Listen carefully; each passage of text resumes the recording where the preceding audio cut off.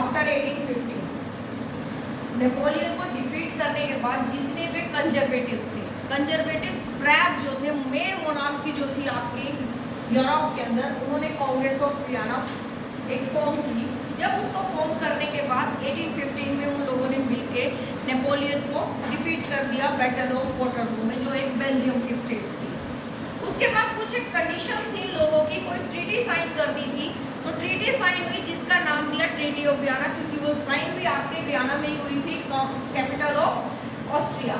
उसकी कुछ कंडीशन थी। सबसे पहले तो इनका है कि मेन मोटिव था कि नेपोलियन को वहां से आउट करना है और आउट करके दोबारा फिर से मोनार्की को इस्टेब्लिश करना है। तो उन्होंने सबसे पहले काम क्या किया, फ्रांस के अंदर बोर्बन डायनेस्टी को रिस्टोर किया। रिस्टोर करके जो न्यू लुइस आया है वो था आपका चार्ल्स, जो बोर्बन डायनेस्टी से ही बिलोंग करता था।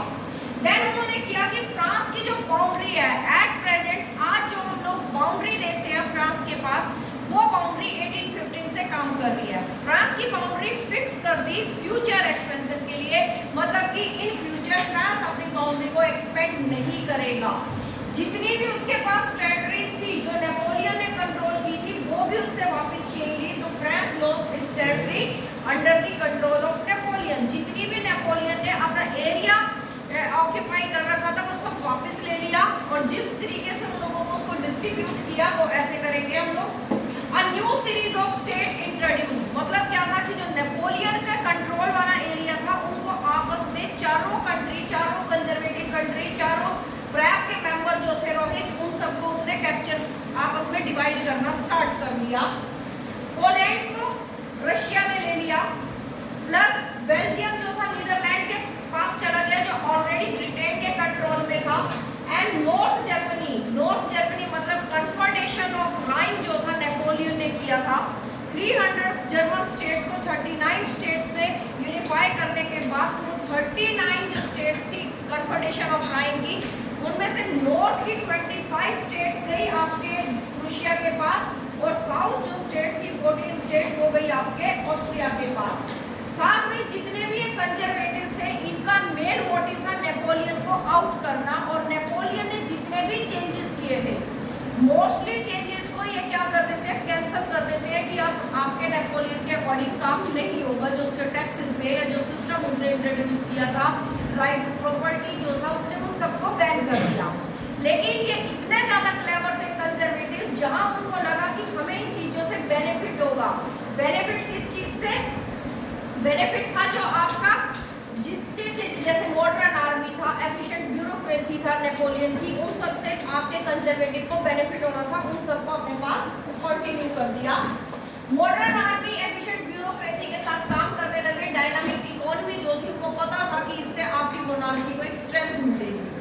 साथ ही उनका मेन ऑब्जेक्टिव स्टार्टिंग से ही जो था कि आपके लिबरल्स को आउट करना, डेमोक्रेसी को आउट करना, और साथ में अपनी मोनार्की को इस्टेब्लिश करना यूरोप के अंदर, ये उनका मेन ऑब्जेक्टिव था। इस सब ने आपके पूरे यूरोप के अंदर एक सेंस क्रिएट कर दी। सेंस किसकी? कंजर्वेटिव्स की सेंस क्रिएट कर दी। अब कंजर्वेटिव के अकॉर्डिंग पूरा यूरोप रूल करेगा।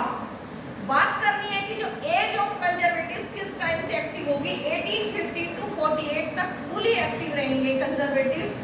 और इन्होंने क्या किया, पूरे यूरोप में स्पिरिट ऑफ कंजर्वेटिव्स के साथ काम करना स्टार्ट किया। अलग अलग स्फीयर पे काम करेंगे, पॉलिटिकल, सोशल और आपके इकोनॉमिक स्फीयर पे।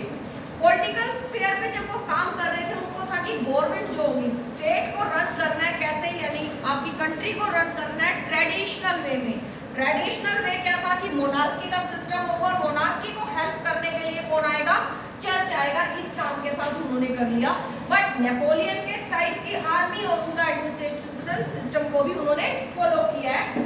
सोशल स्फीयर पे जिस टाइम वो बात करते हैं, वो बोलते हैं कि जैसे नेपोलियन ने राइट टू प्रॉपर्टी दिया था, ऐसा कुछ नहीं है। वो आज भी इशू किसका होगा? मोनार्की होगा, मोनार्की का सब्जेक्ट होगा।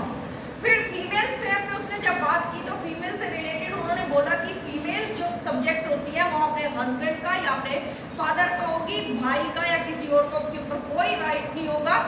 विमेन का जो स्टेटस था इस टाइम पे, कंजर्वेटिव के टाइम पे, पहले से भी ज्यादा डाउन उन लोगों ने कर दिया था। इकोनॉमिक स्फीयर पे फिर से वो सेम बात बोलते हैं कि जो आपकी कंट्री की पॉपुलेशन है, स्टेट की जो पॉपुलेशन है, उनका गवर्नमेंट यूज करेगी या चर्च उनको यूज करेगा। उनकी ड्यूटी बनती है पॉपुलेशन की, वो अपने किंग को, अपने मोनार्क को सर्व करे, अपने चर्च को सर्व करना, उनको सर्विसेज देना, और जितने भी टैक्सेस जब चाहे आपका चर्च उनके ऊपर इम्पोज कर सकता है या आपका मोनार्क उनके ऊपर इम्पोज करेगा। जिस टाइम हम बात कर रहे हैं कंजर्वेटिव्स, एक्चुअल में उनकी पूरी थिंकिंग क्या थी?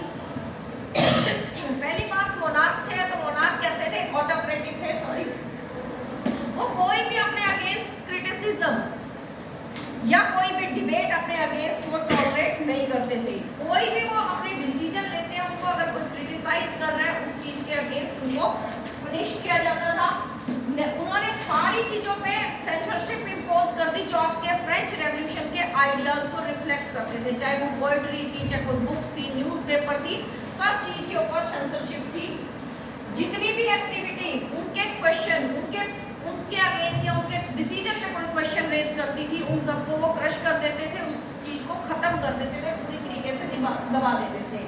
जब इतने टाइम तक वो एक्टिव रहे, इतना उन लोगों ने अपने रूल्स इम्पोज कर दिए लोगों के ऊपर, इसका रिजल्ट हुआ कि लोगों में लिबरल लोग जो थे, फ्रेंच रेवोल्यूशन की मेमोरीज दोबारा उन लोगों ने रिकॉल की। फ्रेंच रेवोल्यूशन के पैटर्न पे ही दोबारा अपनी कंट्रीज में, यूरोप के अंदर रेवोल्यूशन की टाइम स्टार्ट होगा, एज ऑफ रेवोल्यूशन जिसको हम बोलेंगे। तो लिबरल्स को जो इसका सबसे बढ़िया अपने मूवमेंट्स का रिजल्ट मिला है वो था फ्रीडम ऑफ प्रेस।